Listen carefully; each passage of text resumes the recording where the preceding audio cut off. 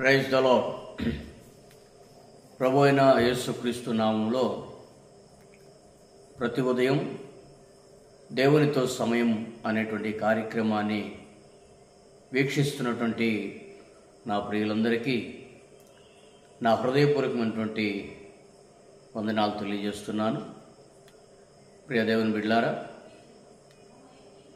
దేవుడు గడిచినటువంటి దినమంతా మనల్ని క్షేమంగా కాపాడి ఆరోగ్యం ఇచ్చి ఆయుష్నిచ్చి తన కృప ద్వారా నడిపించినందుకు మనం ఎంతైనా దేవునికి రుణస్థులమైనం.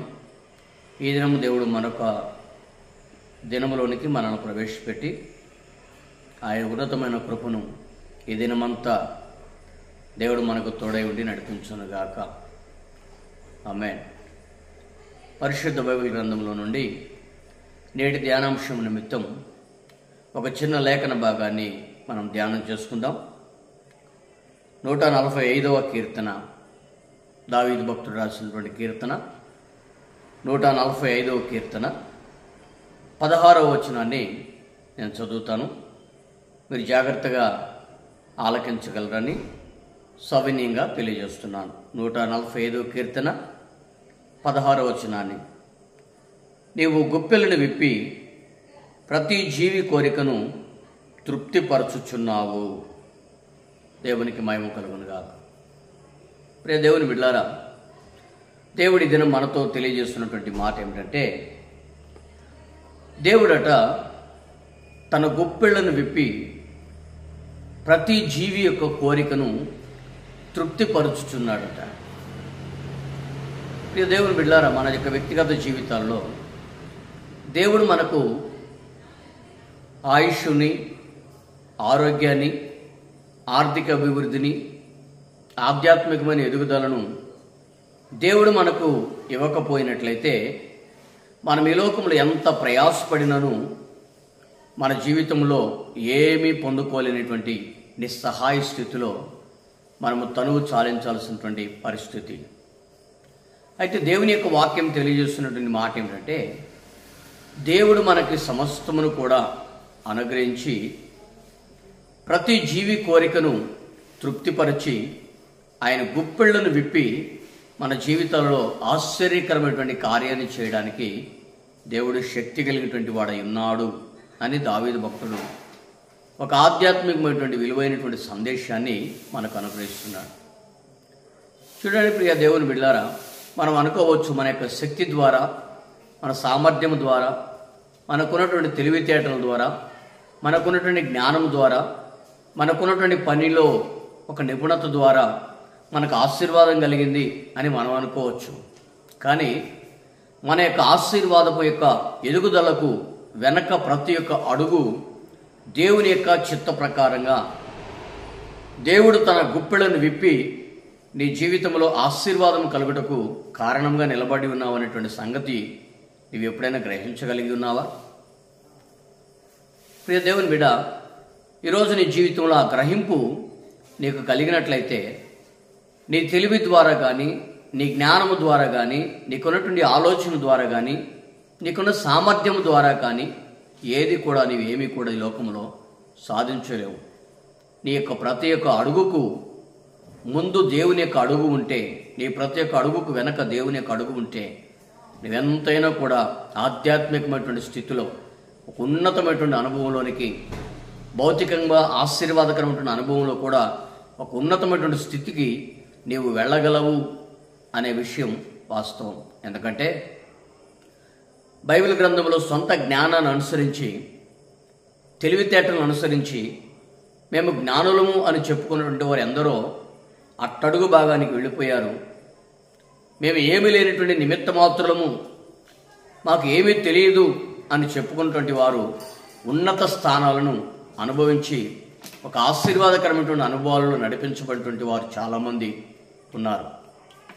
దేవుని బిడ్డలారా, మన యొక్క వ్యక్తిగత జీవితాల్లో మనం గమనించినట్లయితే యోసేపు కాలంలో అనేక మంది జ్ఞానులు ఉన్నారు. కానీ యోసేపుకు బయలుపరచబడినటువంటి ఆ జ్ఞానంతో కూడిన రహస్యం యోసేపుకు తప్ప మరి దేవుడు ఎవరికి ఇవ్వలేదంటే మనం నమ్మగలుగుతామా? రాజుకు అనుగ్రహించబడిన కలభావం పరిశుద్ధాత్మ దేవుడే, దేవాతి దేవుడే యోసేపుకు బయలుపరిచాడు కాబట్టే యోసేపు చెప్పగలిగి ఉన్నాడు, యోసేపు హెచ్చింపబడ్డాడు. అలాగా బైబిల్ గ్రంథంలో అనేక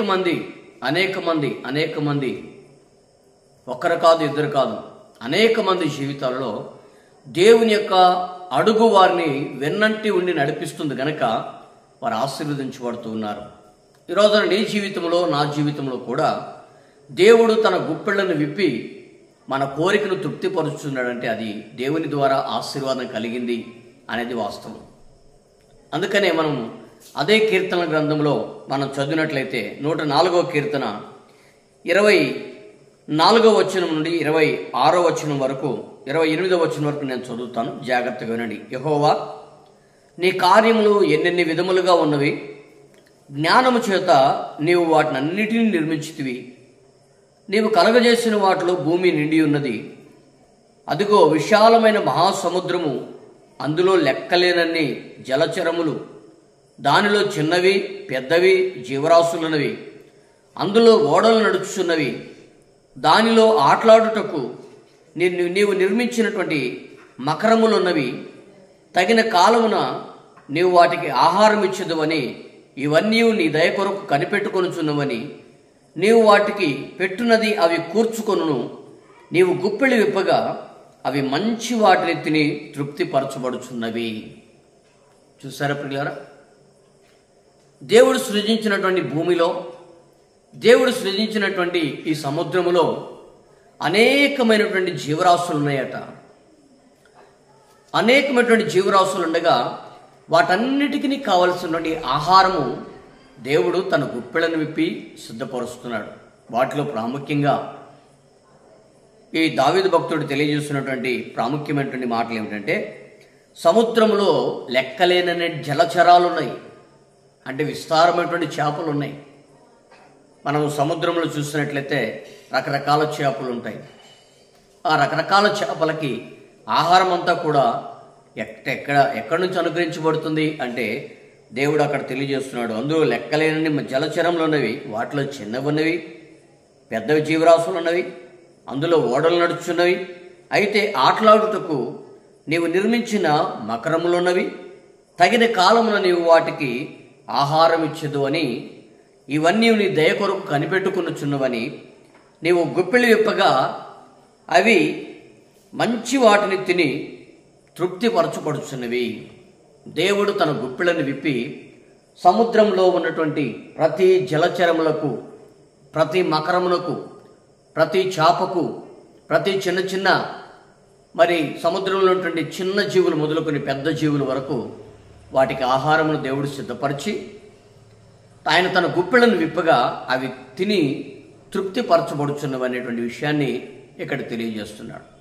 ప్రియ దేవుని బిడ్డలారా, మనం పరిశుద్ధ బైబిల్ గ్రంథంలో గమనించినట్లయితే ఒక చిన్న ఉదాహరణను చెప్పి నేను ముగించాలని ఆశపడుతున్నాను. ఆమె పేరు ఏమిటంటే మారా.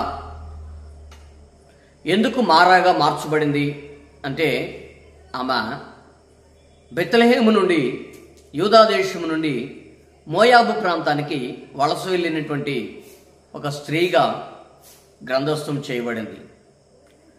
ఎప్పుడైతే బెత్లెహేము అనేటువంటి ఆ ప్రాంతం నుంచి మోయాబు అనేటువంటి ప్రాంతానికి వెళ్ళిందో, ఆమె జీవితం అంతా కూడా ఒక్కసారిగా తిరగబడిపోయింది.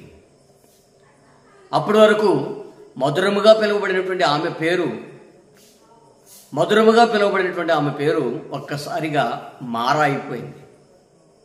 దేవుని బిడ్డలారా, బెత్లెహేములో ఉండి దేవుని యొక్క ఆశీర్వాదాన్ని, దేవుని యొక్క ఐశ్వర్యాన్ని, దేవుని యొక్క ఆరోగ్యాన్ని, దేవుని యొక్క క్షేమాన్ని పొందుకోవాల్సినటువంటి ఈమె బెత్లెహేములో ఉండకుండా తన భర్తతో కలిసి మోయాబు అనేటువంటి శపించబడినటువంటి ప్రదేశానికి వెళ్ళటం వలన ఈమె జీవితం ఒక్కసారిగా తలకిందులైపోయింది. తనకున్నటువంటి మధురమైనటువంటి జీవితం అంతా కూడా మారాగా మార్చబడింది. కట్టుకున్న భర్త చనిపోయాడు.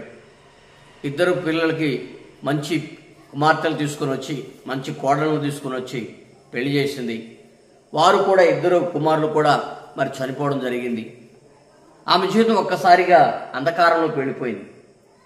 అంధకారంలోకి వెళ్ళిపోయిన తర్వాత ఇక ఆమె ఏం చేయాలో అర్థం కానిటువంటి పరిస్థితుల్లో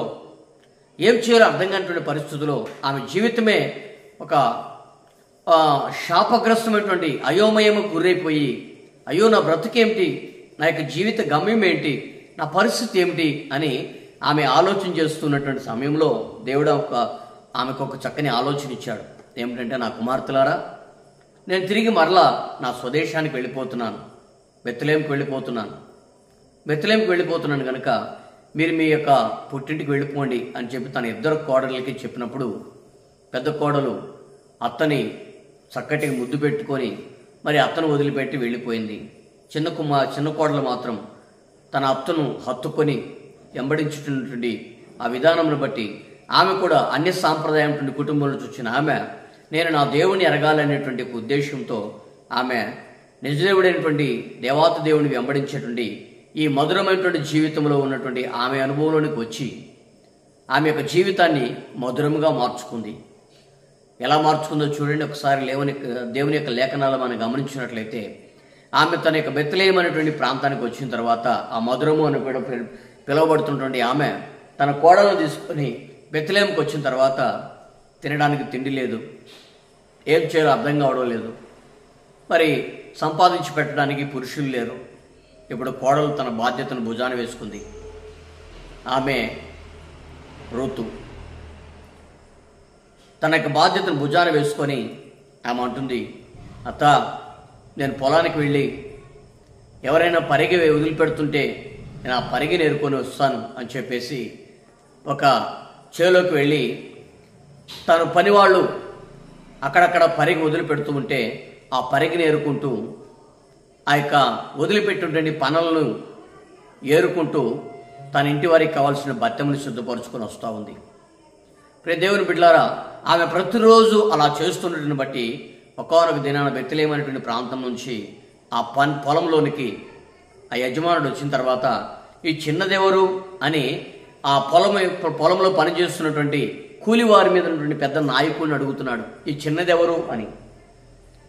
అతను చెప్తున్నాడు, ఈమె నీ సమీప బంధువురాలైనటువంటి మధురము నయోమి కోడలయ్యా, నయోమి కోడలు, ఈమె రూతు, మధురముగా పిలువబడుతున్నటువంటి ఆమె కోడలు అని చెప్పి వివరంగా తెలియజేసినప్పుడు, అప్పుడు ఆ బెత్లెహేములో ఉన్నటువంటి ఆయన అంటున్నాడు, యజమానుడు అంటున్నాడు, నా కుమార్తె, నీవు వేరే చోటుకి ఎక్కడికి వెళ్ళొద్దు, ప్రతిరోజు నువ్వు ఇక్కడే ఏరుకో.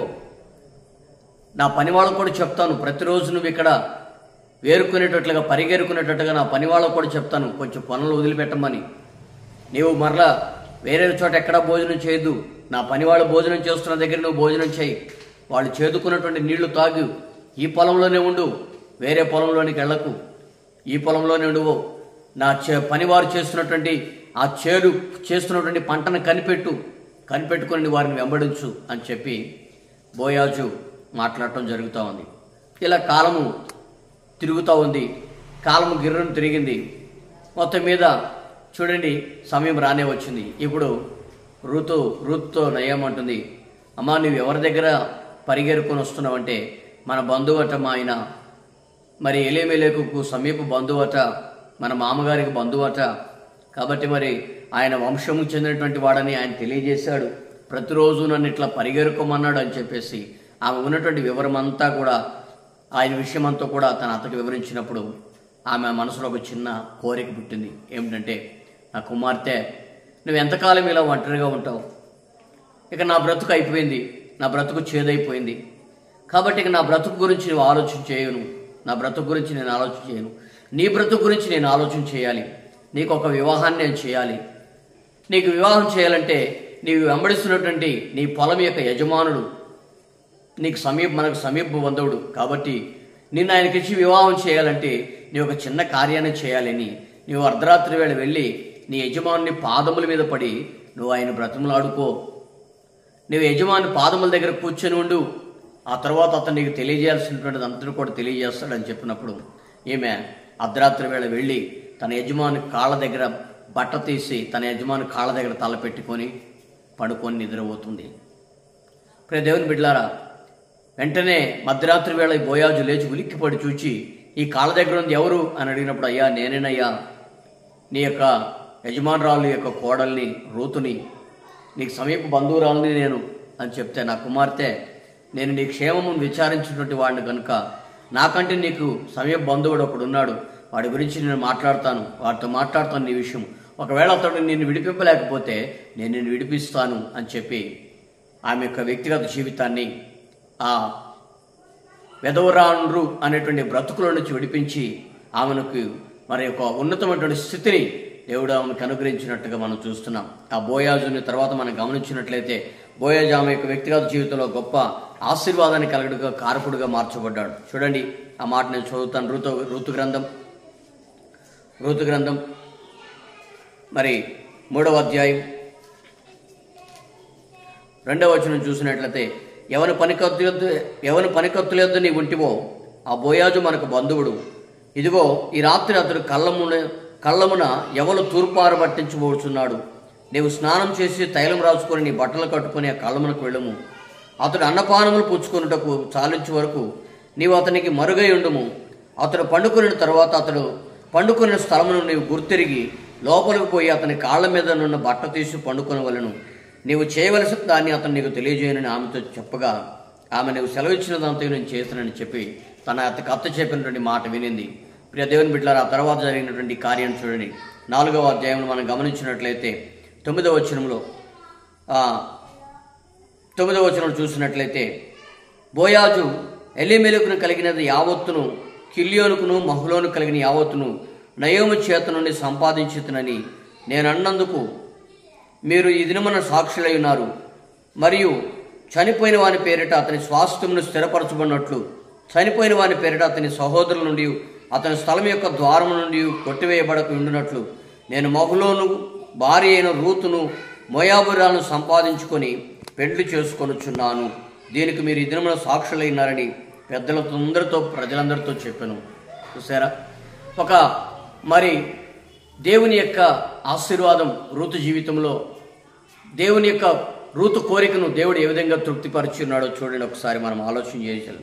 ఇక దేవుని బిడ్డలారా, మరి సమీప బంధువు అని దైవ సేవకులుగా ఎంచబడుతున్నటువంటి మరి ఒక వ్యక్తి యొక్క స్వాస్థ్యాన్ని అనుభవించాలని ప్రియ దేవుని బిడ్డలారా, మరి రూతు చెప్పినటువంటి నయోమి చెప్పినటువంటి మాటలు రూతు విని నయోమి యొక్క మాటను అనుసరించి నయోమి చెప్పినట్లుగా చేసి మరి బోయాజు యొక్క జీవితంలోనికి ఒక ఉన్నతమైన స్థానంలోకి తన యొక్క స్వాస్థ్యాన్ని పొందుకున్నట్లుగా మనం చూస్తున్నాం. ఇక్కడ మనం గమనించినట్లయితే ఒక ప్రాముఖ్యమైనటువంటి సందేశం దాగబడింది.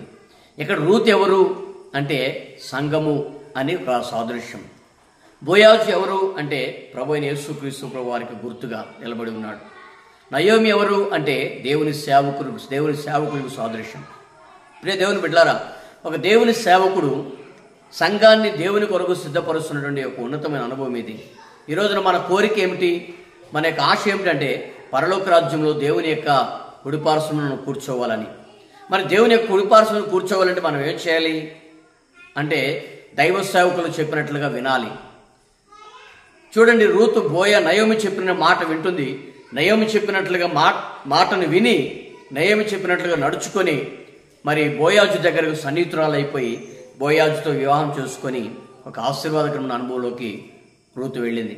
ఈ రోజున దైవ సేవకులుగా అనేకులు మనల్ని దేవుని యొక్క వారసత్వాన్ని, దేవుని యొక్క ఆశీర్వాదాన్ని అనుభవించడానికి సిద్ధంగా మన పక్షం నిలబడి మన కొరకు అరులు చాసి చేతులెత్తి ప్రార్థిస్తుండగా మరి వారి యొక్క కోరికను మనం మన్నించి వారి జీవితంలో మరి వారు పొందుతున్నటువంటి ప్రయాసం తగినటువంటి ప్రతిఫలాన్ని విడుదల మనం పొందగలుగుతున్నామా అనేటువంటి విషయాన్ని మనం ఆలోచన చేయాలి. కాబట్టి మన కోరిక, మన యొక్క ఆకాంక్ష, మన యొక్క ఉద్దేశం ఏమిటంటే దేవుని యొక్క రాజ్యంలో దేవుని యొక్క రాకడ కొరకు మనం సిద్ధపరచబడాలి.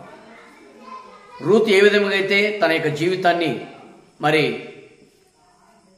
బోయాజు కొరకు సిద్ధపరచుకుందో, ఆమె కోరికను ఏ విధంగా అయితే బోయాజు సిద్ధపరిచి బోయాజు నెరవేర్చాడో ఆ రీతిగా మన కోరికను కూడా మన దేవాతి దేవుడు దైవ సేవకులను వెంబడించడం ద్వారా, వాళ్ళు చేస్తున్నటువంటి పనిని కనిపెట్టుకుని వారిని వెంబడించడం ద్వారా మన కోరికను దేవుడు సఫలం చేసి మనకు కావలసిన ఆహారం దేవుడు సిద్ధపరిచి మనం తృప్తిపరచడానికి ఆయన శక్తి కలిగినటువంటి వాడై ఉన్నాడు.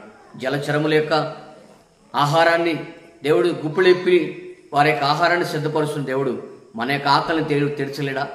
ఈ లోక సంబంధమైనటువంటి ఆకలైనా పరలోక సంబంధమైనటువంటి ఆకలైనా అదేదైనా కూడా దేవుడు తీర్చడానికి శక్తి కలిగినటువంటి వాడై ఉన్నాడు. కాబట్టి ప్రియ దేవుని బిడ్డ, ఈరోజు నీ జీవితంలో దేవుని సన్నిధిలో తీర్మానం చేసుకుని ప్రార్థన చేసుకోగలిగితే నీ కోరికను సిద్ధింపజేసి నీ యొక్క ఆలోచన యావత్తు నువ్వు సఫలం చేస్తానని చెప్పిన దేవుడు నీ యొక్క కోరికను ఆయన తన గుప్పెళ్ళు విప్పి నీ జీవితంలో తన కోరికను నీ యొక్క కోరికను నెరవేర్చడానికి ఆయన సిద్ధంగా ఉన్నాడు. కాబట్టి ఆ రీతిగా నువ్వు నడిపించబడినట్లుగా నీ కొరకు నేను ఒక చిన్న ప్రార్థన చేయబోతున్నాను. ప్రార్థన చేసుకుందాం. మహాపరిశుద్ధుడా, నీకు వందనాలు ప్రభువా. నాయనా, మరి నీవు నీ గుప్పెళ్ళు విప్పి ప్రతి జీవి కోరికను తృప్తిపరుచున్నావని దావీదు భక్తుడు తెలియజేసిన మాటను బట్టి స్తోత్రాలు చెల్లిస్తున్నాం. అయ్యా, దావీదు భక్తుని ద్వారా మీరు దినం మీరు మాతో మాట్లాడినారు తండ్రి. అదే దావీదు భక్తుడు మహాసముద్రాన్ని, భూమిని, సమస్తాన్ని సృజించి సముద్రంలో ఉన్నటువంటి ప్రతి జలచరాలకి చిన్నదాని నుంచి పెద్దదాని వరకు కావాల్సిన ప్రతి ఒక్క ఆహారాన్ని శుద్ధపరుస్తున్నామని నువ్వు తెలియజేశావు. అవును ప్రభా, మకరములని యొక్క ఆహారం కొరకు కనిపెట్టుకొని చూడగా వాటిని కోరికను ప్రభా మీరు తృప్తిపరిచి మీ గుప్పిళ్ళు విప్పి తృప్తిపరిచి ఉన్నావు. ఆ రీతిగా మా యొక్క కోరికను కూడా మీరు మీ గుప్పిళ్ళు విప్పి మమ్మల్ని తృప్తిపరచడానికి శక్తిమంతుడై ఉన్నావు. ఆయన మరి ఆనాడు నయోమి యొక్క కోరికను మీరు సిద్ధపరిచి తండ్రి మరి బోయాజు ద్వారా తండ్రి మరి రూతు యొక్క కోరికను తృప్తిపరిచి ఆయన రూతుని తన యొక్క భార్యగా చేసుకున్నకు ఆయన మరి ఏ విధంగా అయితే బోయాజు తన యొక్క ఉద్దేశాన్ని తెలియజేసుకున్నాడు, అలాగే తండ్రి మరి మేము ఈరోజు మా జీవితాల్లో దేవుని సేవకుల్ని వెంబడించినటువంటి వారమై తండ్రి దేవుని యొక్క సేవకులు చెప్పినట్లుగా మా జీవితాల్ని మేము నడిపించుకుంటూ వారు చేస్తున్నటువంటి పనిని కనిపెట్టుకొని అయ్యా మరి మిమ్మల్ని హత్తుకునేటట్లుగా, మిమ్మల్ని పరలోక రాజ్యంలో కలుసుకునేటట్లుగా మా జీవితాలను సిద్ధపరచమని కోరుతున్నాం తండ్రి. మా కోరిక, మా యొక్క ఆకాంక్ష మిమ్మల్ని మేము వెంబడిస్తుండగా, మీ చేలు కోస్తున్నటువంటి వారి పనులు మేము కనిపెడుతూ ఉండగా అయ్యా మా కోరికను తృప్తిపరుస్తున్నటువంటి మీరు పరలోక రాజ్యంలో మాకు స్థలం ఇవ్వగలరని, స్వాస్థ్యం పంచగలరని మేము నమ్ముతున్నాం. ఆ కృప, కరుణ, కటాక్షములు మాకు తోడుగా ఉంచి మమ్మల్ని నడిపించమని, మీరే మాకు సర్వ విధాలుగా సహాయం దయచేయమని యేసు నామములో అడిగి వేడుకొనుచున్నాం తండ్రి. ఆమేన్. మంచిది ప్రియులారా, మీ అందరికీ నా హృదయపూర్వక వందనాలు తెలియజేస్తున్నాను. ఈ మాటలు మీరు వినండి, అనేకులకు షేర్ చేయండి, తద్వారా మా పరిచయం ప్రోత్సహించండి. మరి మీ ప్రార్థన అవసరాలు ఏమైనా ఉంటే మరి కామెంట్ రూపంలో మరి మీరు మీ యొక్క ప్రార్థన అవసరాలు స్క్రీన్ మీద కనపడుతుంటండి ఫోన్ నెంబర్లకి మరి ప్రార్థన అవసరం పంపగలరని సవినయంగా తెలియజేస్తూ ఈ మాటలు ముగిస్తున్నాను. సెలవు తీసుకుందాం.